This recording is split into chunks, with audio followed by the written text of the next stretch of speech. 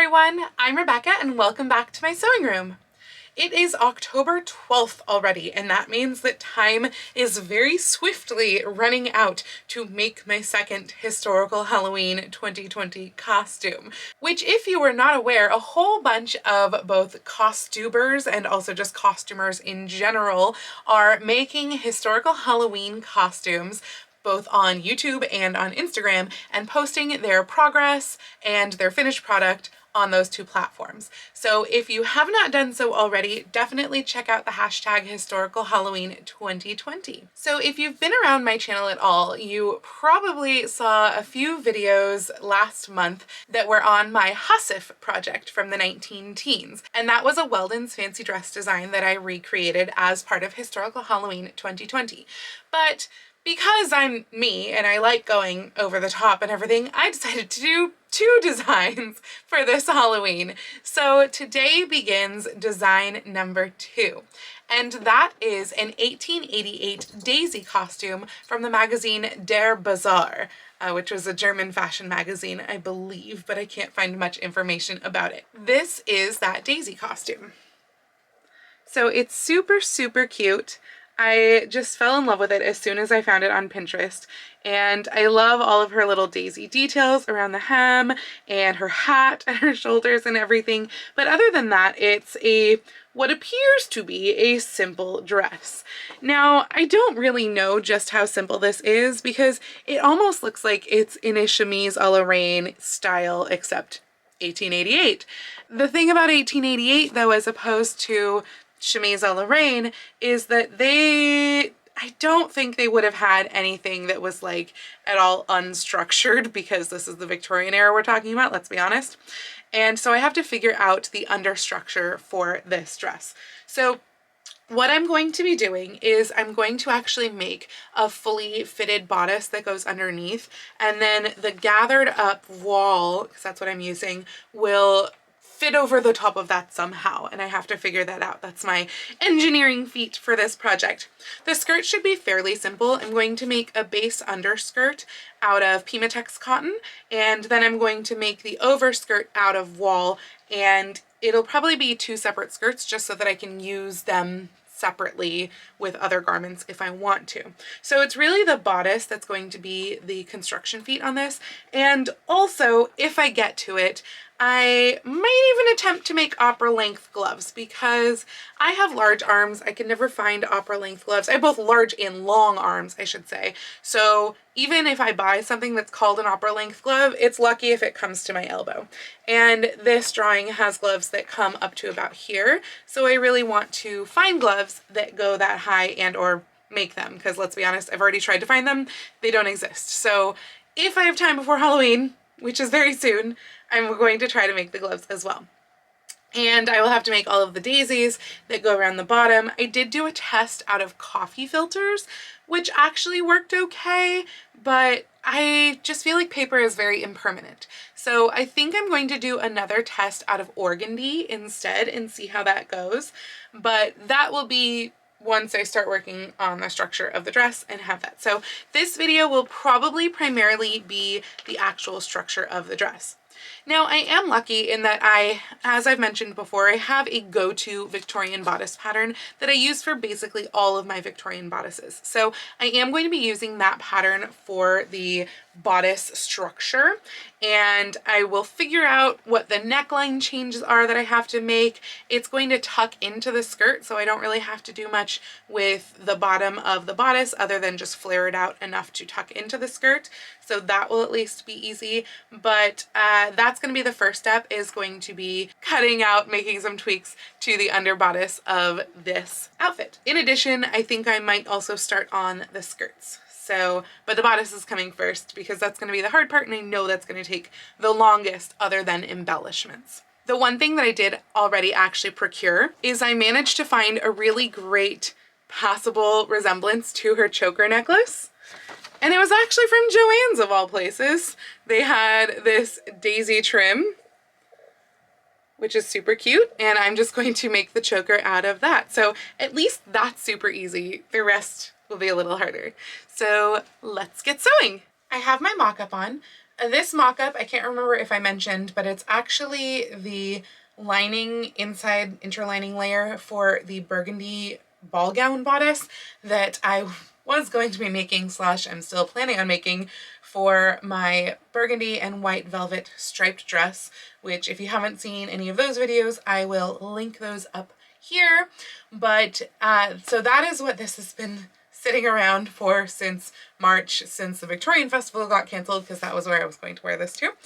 And luckily though, it makes a really good mock-up for this bodice because it's that go-to pattern that I mentioned. So that being said, it's obviously not exactly what I need for this bodice, but I figured it would be easier to try this on and make the tweaks, mark at least the tweaks that I need to have happen on here before cutting out the white twill that will be what the daisy bodice is actually made out of for the interlining layer.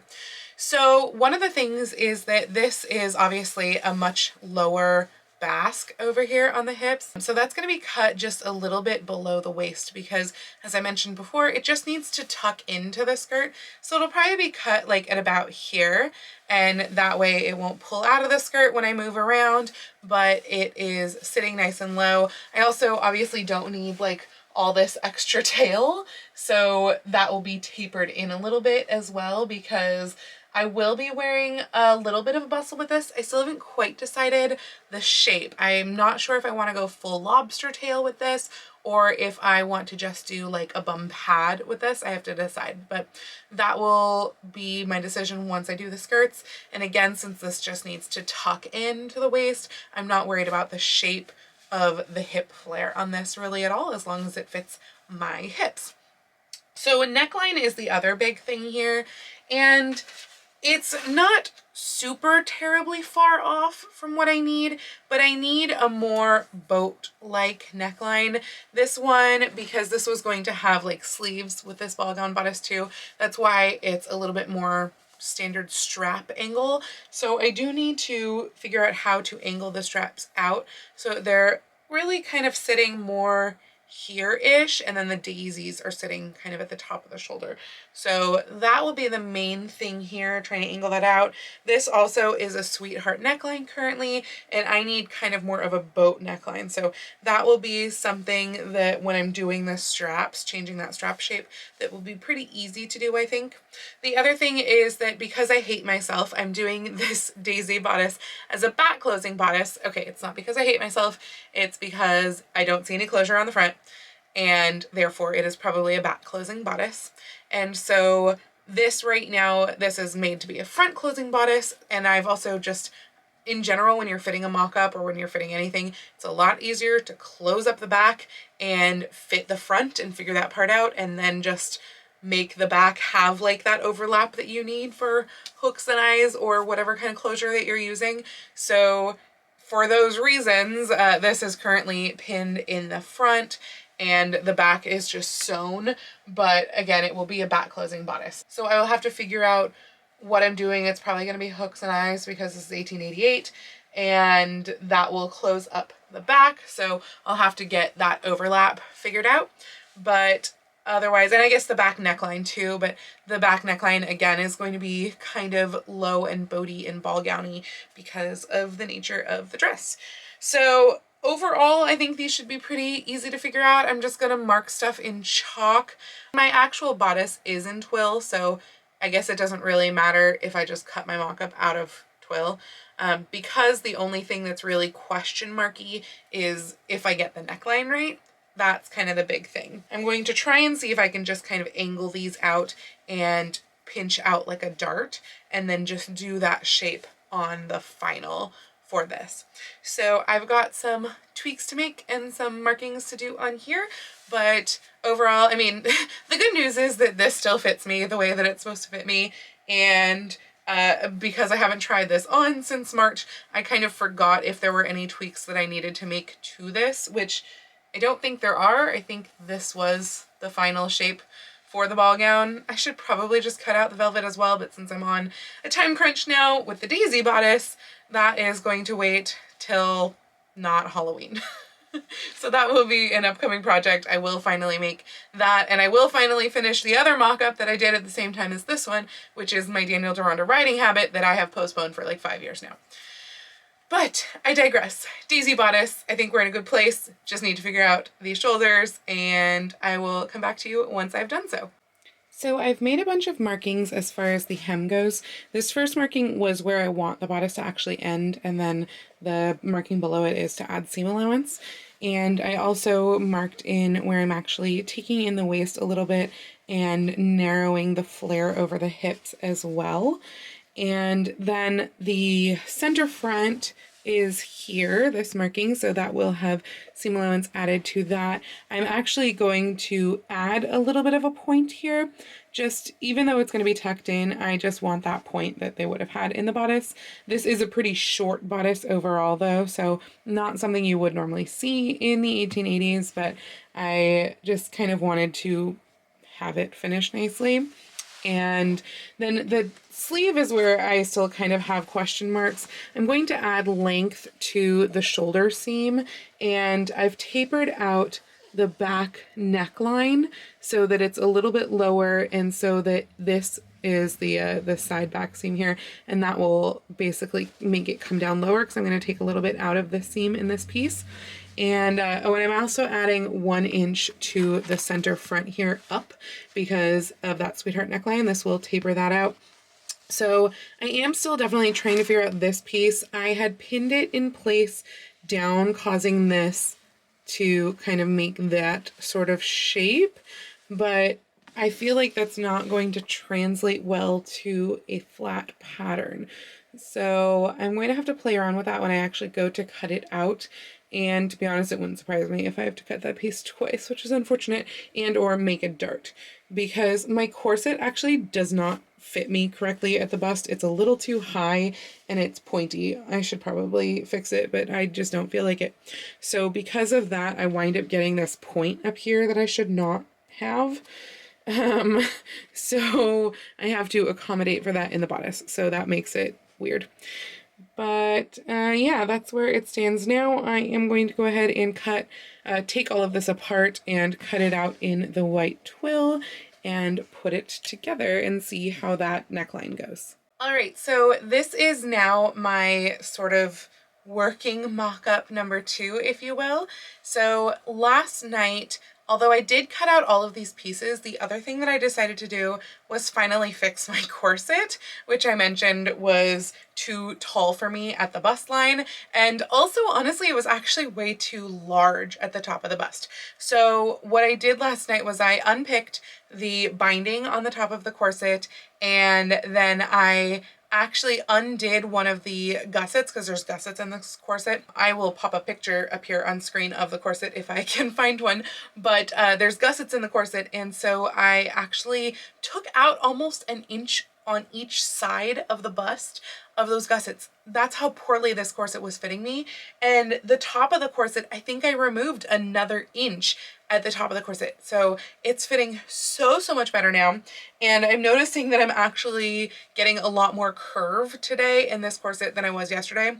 The other problem that I'm facing right now with the corset is that I broke my laces the other day, and so I haven't had a chance to go out and buy new laces yet. So I'm actually just lacing it up with ribbon, which just feels very haphazard and like they're going to break at any moment. So I'm trying not to pull as hard. So I'm hoping that this is fitting like it should. But in any case, last night I did cut out all of the white twill for the actual structure of the bodice, as you see here, and I assembled it all together. Now, the things that I'm mostly noticing are I didn't make my darts big enough. These side darts here, they're like way off. So I have pinned that in. And then the two other things, well, I guess there's 3. One, this is actually a little bit too large at the center front. Again, this is going to be a back opening bodice, but for ease of fitting, I have made it front opening for my mock-up. I wish I could just do it front opening. That would make things so much easier, but I don't know. Maybe I should just do it front opening. You can see that the trim like doesn't have a break though at the front, so that's why I'm doing it back opening. In any case, I have a little more than a 1/2 inch obviously here, which a 1/2 inch would be the seam allowance.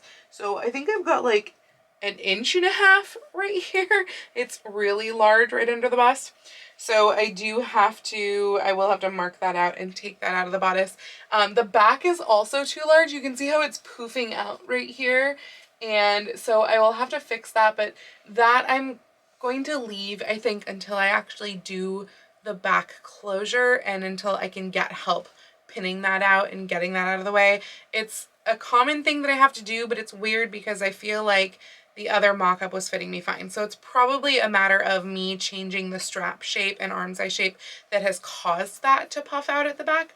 The straps, though, I think are almost just right. So up here, I added an extra inch on each, both front and back of the straps, and it's a little too much on the front. I think the back is good. In fact, the back could be longer if I wanted it to be right at the apex of the shoulder, but I think it's mostly good.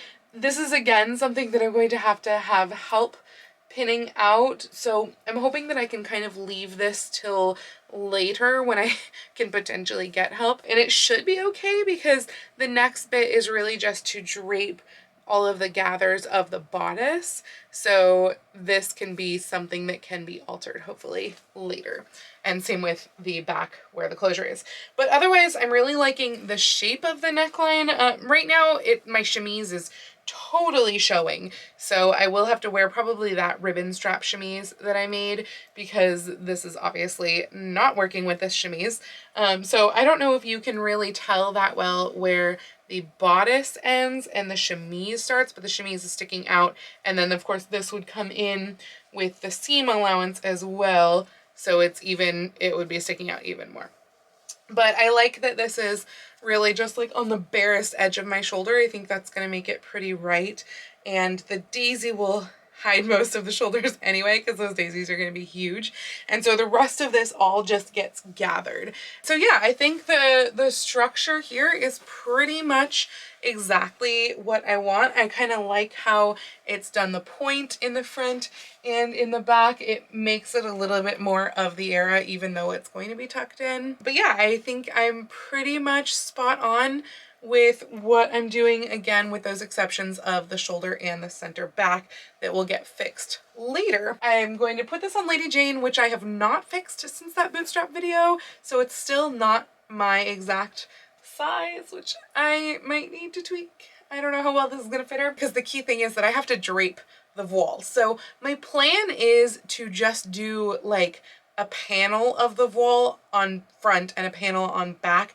I don't remember how wide it is, but I'm kind of thinking like if it is that 45-inch wide, which I suppose I could just check. So this is the cotton voile. I got this from Amazon, and actually, no, this is probably 50, just based on how far my arms are stretched out. So it'll be a little bit excessive, but I can always cut off the excess. The other thing that worries me is that I'm thinking maybe I should do the skirt first, just because I don't know. It doesn't feel like I have a lot. I can't remember how much I got, but basically this is going to be gathered all up to fit. I'll probably do some gathering stitches on the sewing machine up at the top and then just kind of ruche it and see what it does, how I can best get it to fit. The other thing that I'm kind of thinking is that the voile's only going to go to maybe about here on the shoulder, and then maybe I'll do a flat, just flat voile. I won't do a ruched up here because that's really going to be hidden by the daisy, and trying to ruche it up there is just going to be weird. So yeah, it's pretty much this kind of thing going on, and then it will be fitted at the waist. So I think I'm going to do another thing of gathering stitches at the waist because that will be hidden under the sash, but I'm not positive. I may gather it and then take those out later. So there's a lot of figuring out I have to do, and I better get on that. But I also might start on the skirts now that I've gotten the bodice mostly figured out. So I will see you when I next have something to show you. So I just wanted to show you, I don't know if this is really like the normal center front seam for most people, but this is the type of thing that I have to do on most center front seams, like incredibly curvy seam, which makes front closings with like the overlap of, you know, hooks and bars and stuff makes it really confusing to me always. The center back seam is not nearly so curvy for me usually, but it's also not just a straight line. I don't know how people do just straight lines, and maybe it's a thing of like, if you're plus size, you just can't. I'm not sure.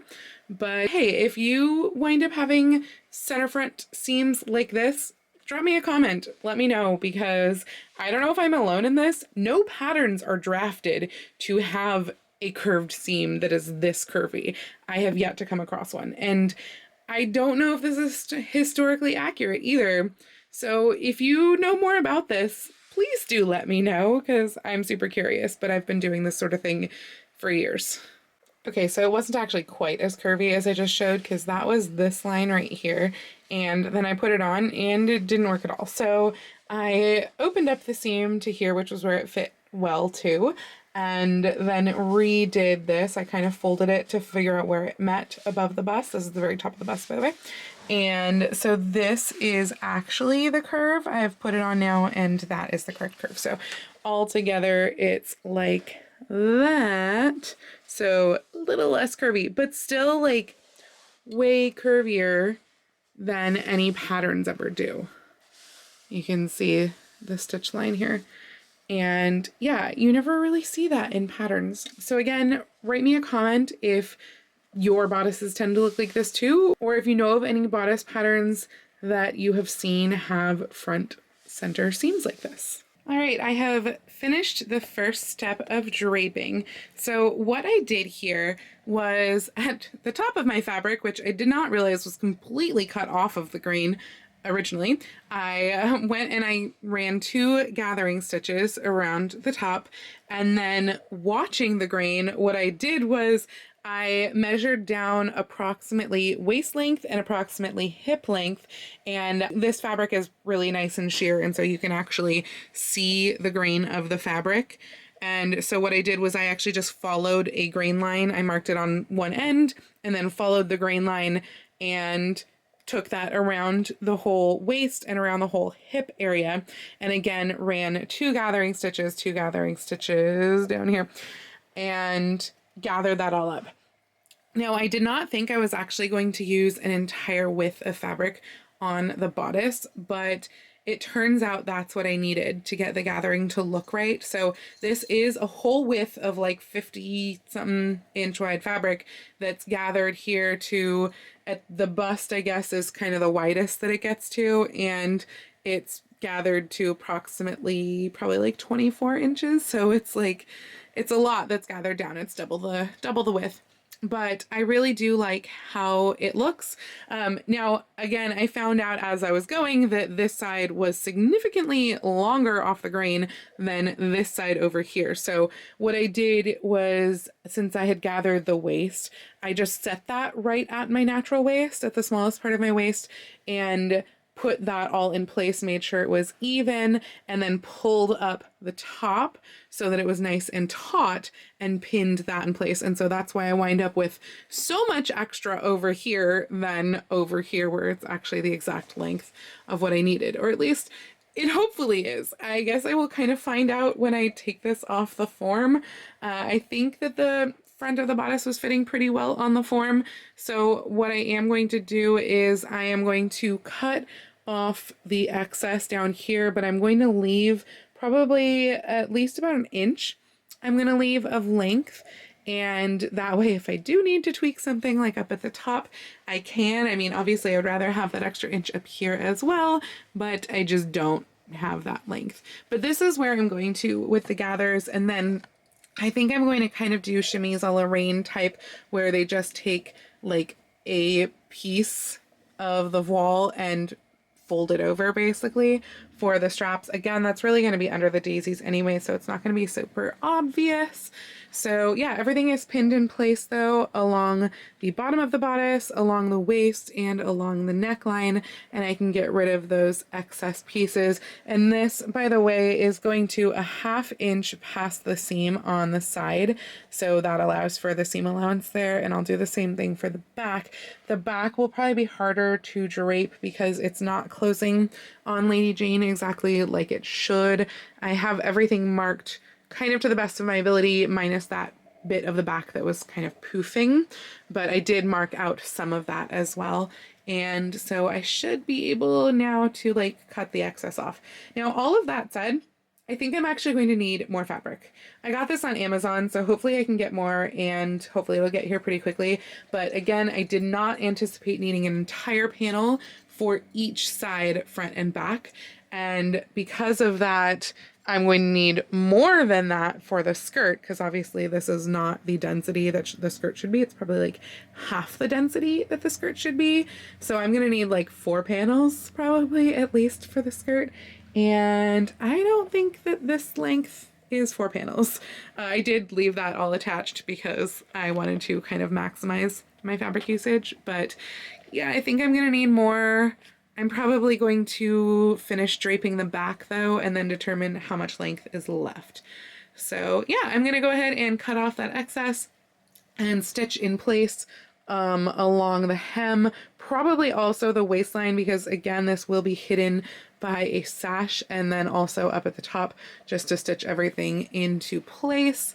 And I'll come back to you, I guess, either when that's stitched in place or when I've done the same with the back. I have cut away most of the excess from the hem.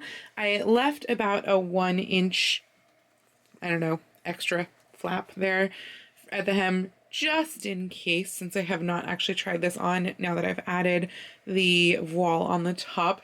Unfortunately, doing the whole 1 inch thing meant that I couldn't just use that row of gathering for the back, I guess, because I wound up cutting off just the little bit of the gathering stitches. So I will have to run new gathering stitches on the back pieces. Now, the top part, I did not cut off the excess. It's still here. I've just kind of tucked it in. And this, again, I don't want to cut off until I actually try that on. And I don't think that's going to happen tonight because I just ate dinner and I don't want to put a corset on. So that'll have to wait for tomorrow or something like that. But now I guess I can go ahead and do the same thing on the back. I am really quite happy with how it looks. I think it's looking pretty spot on. There's the actual. Now, as a reminder, it will be tucked into the skirt. So really there's going to be a big yellow sash right here, and we're not even ever going to see this bottom point part, but I still wanted to do it because that's the shape of bodices in this era, and so I just did it anyway.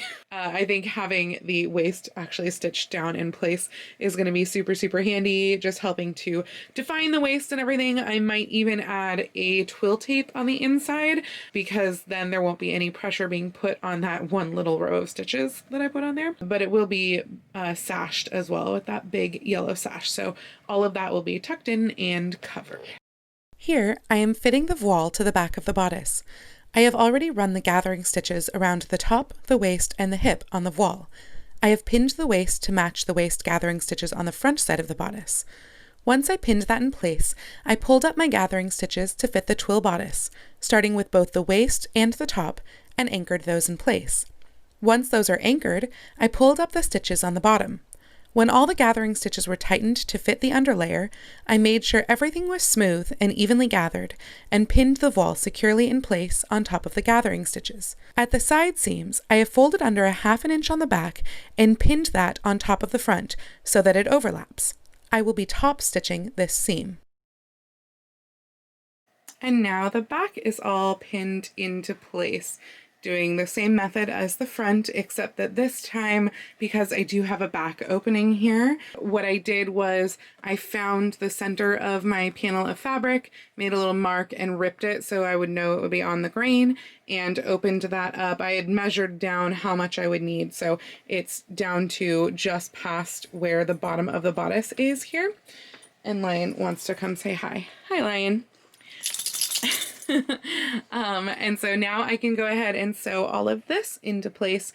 And some of this, like down here, for example, I'm going to remove these gathering threads once it's stitched on, because obviously I wound up gathering it higher than the point of the back of the bodice, which, you know, wasn't the goal, but it happened. And then once I try it all on, I'll remove the excess here. For now, I'm just going to take away, again, that like 1 inch, leave 1 inch past the end of the bodice so that I can squidge any fitting if need be.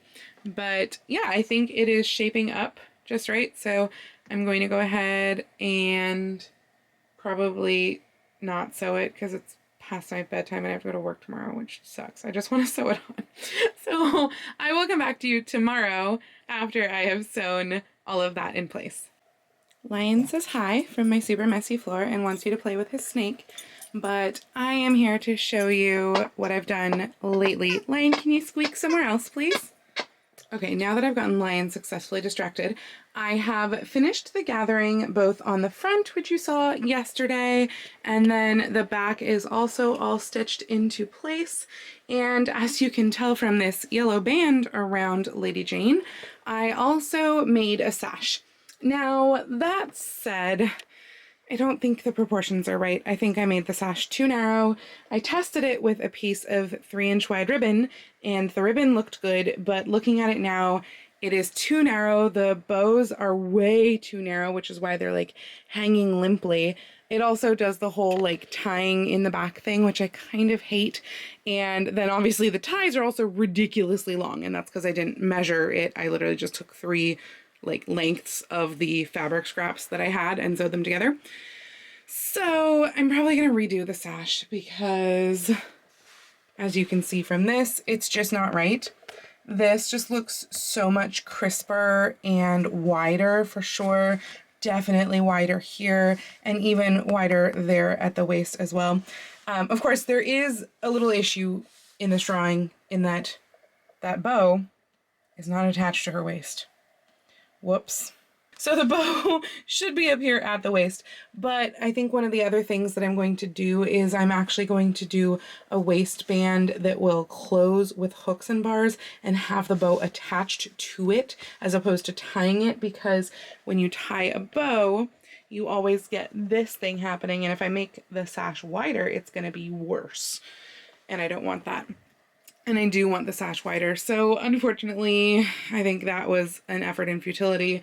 Luckily, it did not take me very long. This, unfortunately, is, I think, just not going to work out. This, by the way, is matte satin left over from my circle skirt, and it's the perfect shade of yellow, obviously, but I think matte satin is kind of heavy, so I think that is also part of the problem. I do have silk. I should have both butter yellow silk and like a goldenrod yellow silk. The goldenrod I have not actually cut into yet. The butter yellow is leftover stuff. So if the butter yellow looks okay, I'm fine with using that if I have it. I really don't want to cut into goldenrod since I have like a dress length and I don't want to waste any of it on the sash for a costume. So it might still be made out of this fabric, though now that I've cut a lot of the length off, it might be a little harder to make that. It is the perfect color, it's just not quite right. And if all else fails, maybe I'll go to Joann's and I'll just get some poly taffeta so that that will have the body instead of this matte satin, which has lovely drape, but no body. Well, again, it was only like an hour wasted, so that's okay. And this is what the bodice is looking like without it. So I do have to try it on, but it's late tonight, and so I probably won't do that. I will, however, tonight cut away some of this excess because right now I can't get my arms into it. And the excess in the front as well. Some of it, not all of it, because again, I want to leave most of it until after I try it on. Same with down here, I had left that 1 inch like I mentioned yesterday, and also the 1 inch around the back. So I'm excited to see how this works. I will need to wait until I have like my roommate or a fitting buddy or something like that, because it is stupid back closure and I want to fit the back at that time as well. So until then, I'm going to start on the skirts. I think I'm going to play around with putting my little lobster tail bustle onto the dress form and seeing kind of the drape of things, but I'm pretty sure I want the lobster tail. Now, unfortunately, with the bodice taking 1 full panel for front and 1 full panel for back, I have a lot less yardage than I really should have. I only bought 5 yards of this fabric for some reason. That was stupid. And it's not enough. So I ordered more yesterday from fabrics.com, whatever, you know, the big website. And that should be here like in a week, which is kind of killing me. So I'm going to do the base skirt, and then I'm going to do as much of the overskirt as I can, and otherwise I'm going to make a whole bunch of flowers. But I mean, really, there's not a ton left. It's the fitting of the bodice, the finishing enclosures of the bodice, and the skirts, which should be, knock on wood, fairly simple. Okay, I will see you tomorrow with more progress. So it's still the same night. I did actually do some tweaks to the bow just because it felt too early to go to bed. And what I did was I cut the waist at a point where it would just have a small overlap. I haven't finished this yet, but that will get tucked in the raw edge, and then it'll have hooks and eyes there, and then it'll have the bow attached to it. Now, so what I did with this bow was before this was folded in half and seamed together, and so I ironed it out flat, and then I interfaced it, and I think this is about 21 inches across, which honestly I think is still a little bit too large maybe, but I do like that you can actually see it on either side of the waist, which is kind of fun and silly and feels appropriate for this costume. So I'm going to leave it as is for now. It is just pinned here.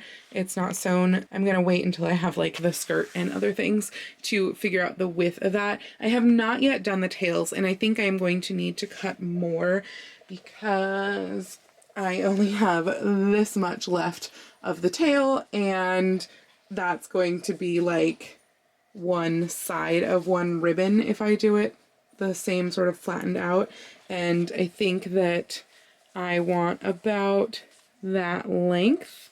So yeah, I'm gonna need to cut way more than this because it'll be 4 times this length right here basically, because it will need to have the other side plus the other tail both sides. So luckily I do have more of this fabric. That shouldn't be a problem to cut more length for the tails, but I think that is again something that I'm going to wait on until I have a little bit more of the skirt, and by a little bit more I mean any of the skirt done, just so I can look at the volume at the same time. Okay, now I'm going to bed. So today I'm starting on the skirt since I don't have anyone around to help me fit the bodice like I mentioned yesterday. And I'm starting with this base layer that consists of the petticoat that I call my Jane petticoat because I made it for my Jane Porter from Tarzan bustle dress, so that's why it's a short petticoat. That said, it's a little too short for this bustle, so I can't just use it as like the base skirt because that needs to be about ankle length, and this is kind of more mid-calf. But it's a nice one to at least smooth the wires from the lobster tail. And that is what's under here. So I have my lobster tail bustle under here, and I can show you maybe more later, but I can't do this one-handed.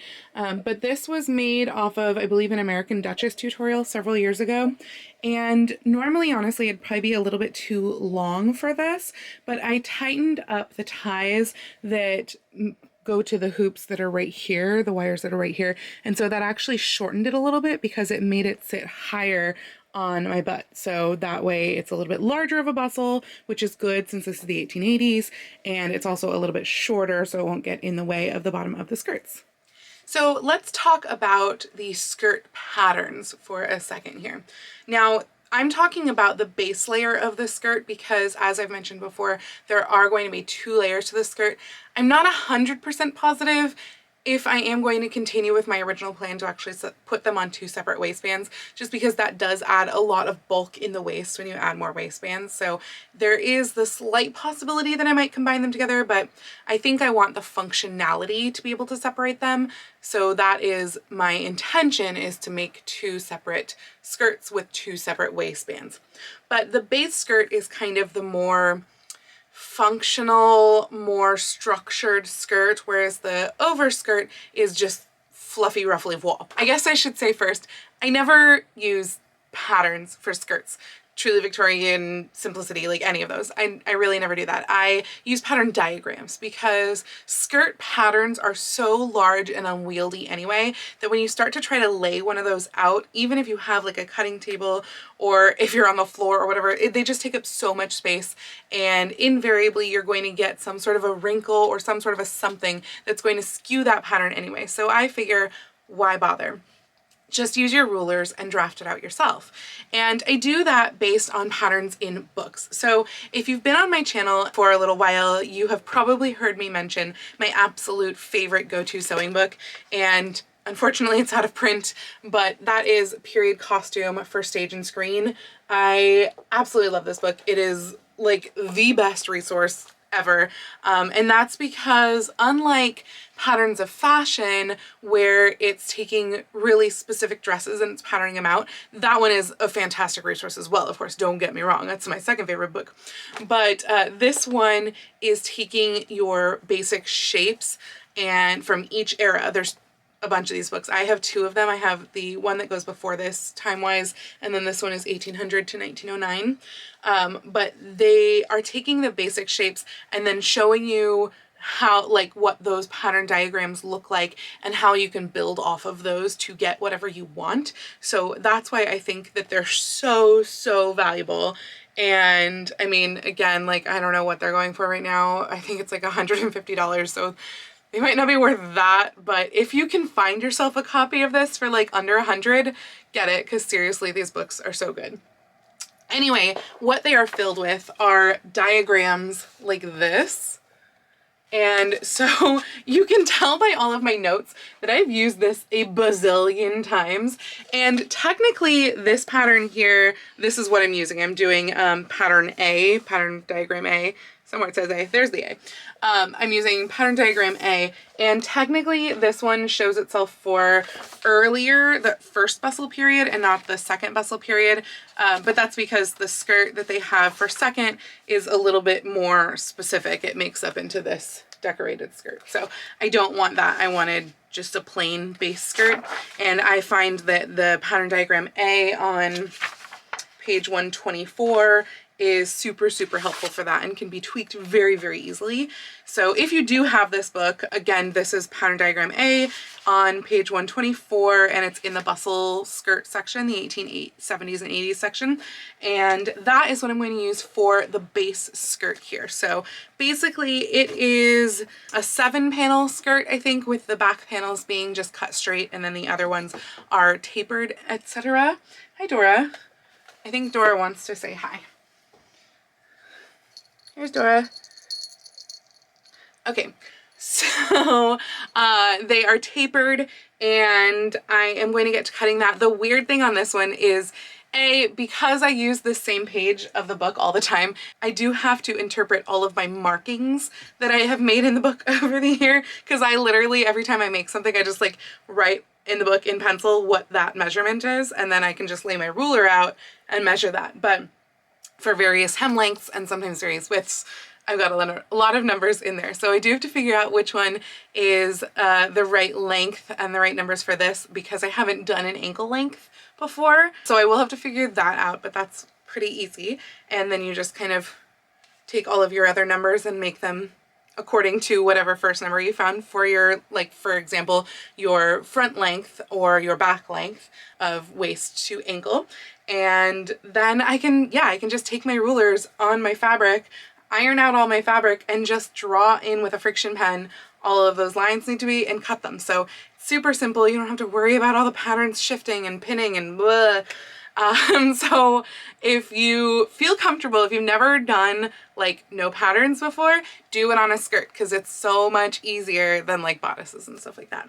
So I am going to get to cutting in that base layer. I think I mentioned this before, but I'm using Pimatex cotton for the base layer, and I will hopefully be able to make that whole thing today. That's my goal. See you soon. I just wanted to show you my method for how I do this sort of thing. So since I have used this pattern many times, a while ago I did go through and I noted just how big the original was, which was a 26-inch waist. I'm a 40-inch waist, so that meant that I needed to basically add an inch to each piece, which would also give me just slightly more fullness, because I think that actually would bring it up to like a 42-inch waist. So I've marked out here, these little lines are where I've added that inch to each piece, and these are the new how big they are, including seam allowance, so that I can have my ½ inch of seam allowance on each side. And so that's the new, like this is going to be 8 inches across, that's going to be 7 inches across, 6 inches across. These were the original of how big they were, minus the fact that there are pleats in there. So that's what they came to, and that's how I figured out the 26-inch waist. So, and then the other thing that I did was I went and I measured how long it needs to be. So I came up with that my center front to get it to my ankle needed to be a 39-inch length, which, yeah, I know I'm tall. That's probably really long for a lot of you. And I wanted to have a 2-inch hem so that I could fold 1 inch over twice, and then a ½ inch seam allowance up at the top. So I came up to 41.5. Over here, I forget exactly where the middle point is in this pattern, but it's somewhere, I think, towards the back of this piece. I don't think it's an exact side, but I think I usually do this as the side anyway. So basically this side seam here, I need to get to a total of, I think that's a 43. It's hard to read my writing. And that's because it was supposed to be 40.5 inches long plus hem and seam allowance. And then over here at the back, because it's such a square bustle, it's such a defined bustle, it really needs a lot more length. So it wound up needing 46.5, and actually I'm not sure, I have to go double check that I had already added the seam allowance into that. I think it wound up being 44, and I added the seam allowance to get to 46.5. So that is what I'm going to cut out. Down here I do have some of the dimensions, but basically it's just an inch past wherever these lines are, and some of them, because this is a weird short skirt, it's like funky. So like I had marked, just so that it's easier to count, that this is 37 squares down from the top. But so this center front piece, I'm actually shortening by ½ inch because this is 42 inches long, which is really weird for me, but again, ankle length. And then the back, on the other hand, I still have to lengthen. It was originally 41.5. I'm doing 46.5, so I have to lengthen it by 5 inches. So, and that is because this skirt is patterned for the 70s, not the 80s. So the bustle was rounder and fuller as opposed to sharper and more defined, if that makes sense. So yeah, that is just a little bit of how I do patterning from grid patterns. Again, it's kind of harder your first time, but it gets really easy, and it's handy to take notes and leave your notes in if you can figure out what they mean. And now I can just go ahead and cut out my Pimatex.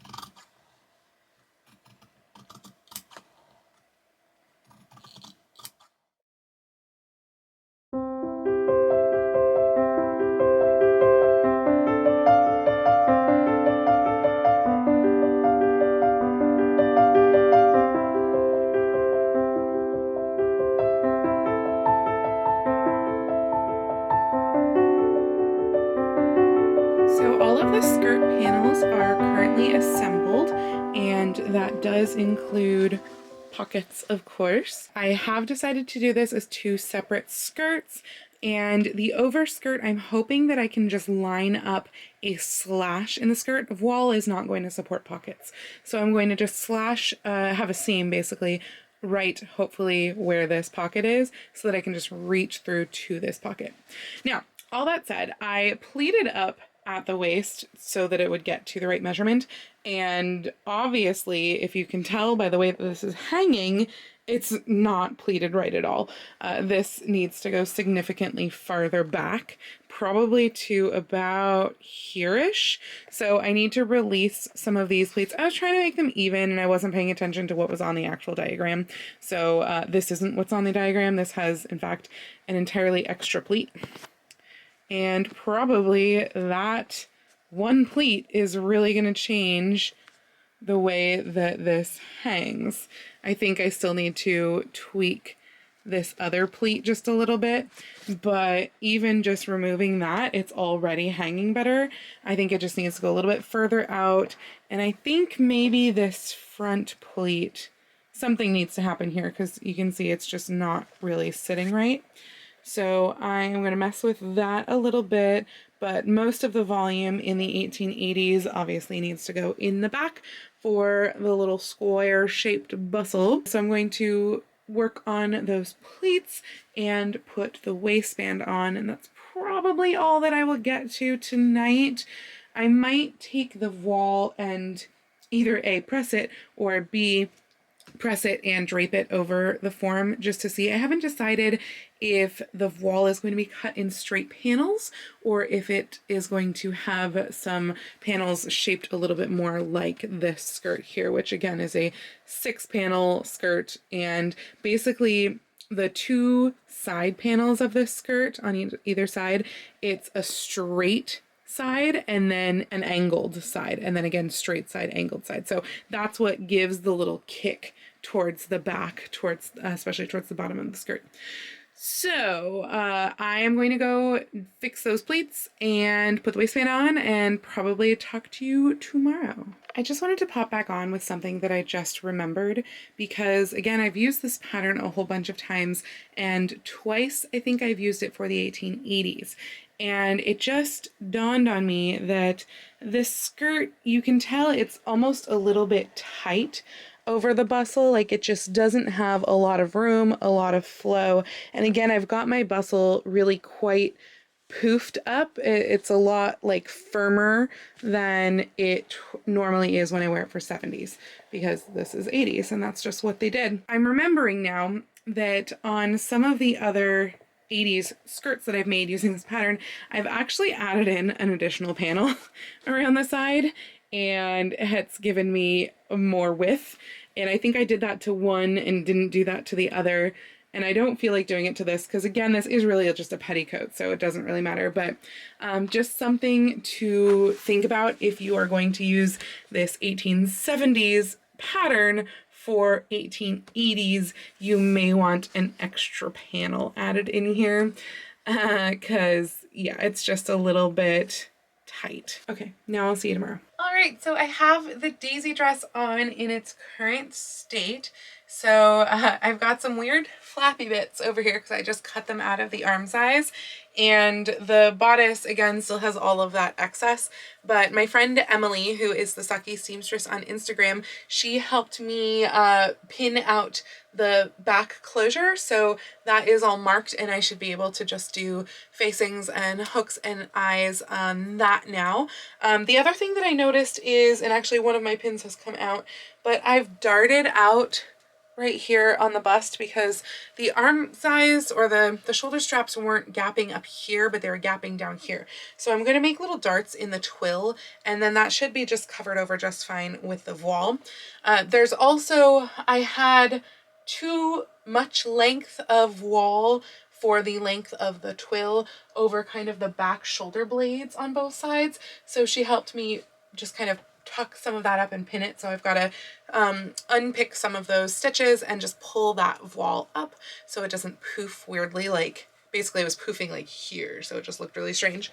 And then she also helped me mark the hem of the underskirt, which I know you can't see right now, but it was way off. Like I think the back was something like 4 inches longer than the front.